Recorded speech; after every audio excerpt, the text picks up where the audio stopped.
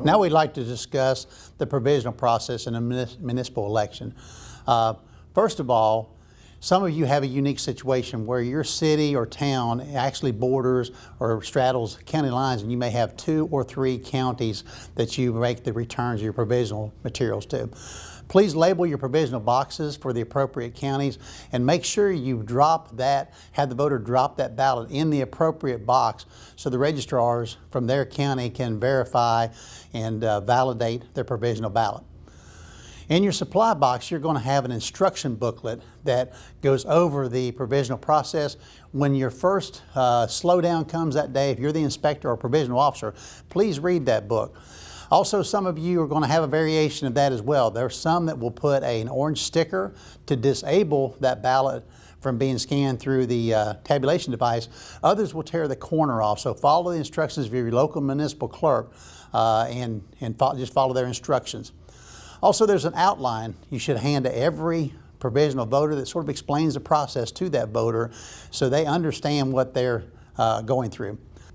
I would suggest you hand that voter a PB3 form, which is a provisional ballot form. That would be my first step. Once you've called the registrars and you've given them the voter's name, their address, their date of birth, their driver's license number, the last 4 of their social security number, they come back and say that that voter can't be found on the list, and then they are directed to vote a provisional ballot.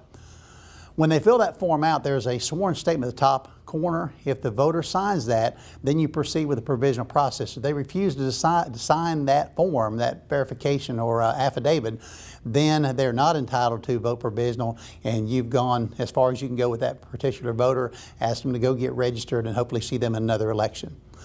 Once they've signed that, you as the inspector will take that form back and you'll fill out your portion, which is the reason why they're casting a provisional ballot, and I want to cover those now.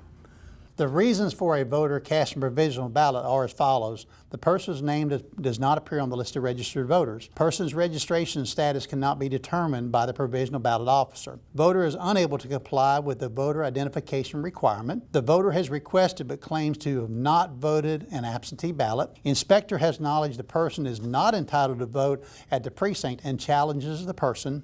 Ballot is cast after the legal time for closing the polls due to a federal or state court order extending the hours of the polls. Once a voter completes the PB3 form and you've checked the reason, make sure everything is properly filled out, the form, all boxes are filled in, and the voter has signed the bottom of that form. At that point in time, the voter will sign a provisional roster. They will not sign the regular sign-in books that your other voters sign, and then you will issue them a ballot. Once the voter has completed all the paperwork and signed the book, issue them a ballot, either place a sticker or tear the corner, whatever your municipal clerk instructs you to do. Hand that voter envelope PB1, which is provisional ballot envelope 1. It's simply a secrecy envelope for them to seal their ballot in once they complete marking the ballot. Once they seal the ballot envelope 1, the instructions will say to place that in envelope PB2, which has a line that you print the voter's name on, and then you also, in the bottom right corner, log in which line they signed on that provisional roster. For instance, they signed line 1 at the National Guard Armory, National Guard 1, and so on. When they return that to you, ask them to drop the PB2 envelope into your provisional ballot box. And again, if you have multiple counties, make sure that voter drops it in the correct box for the county they're cast provisional for. You are left holding the PB3 form that they have filled out.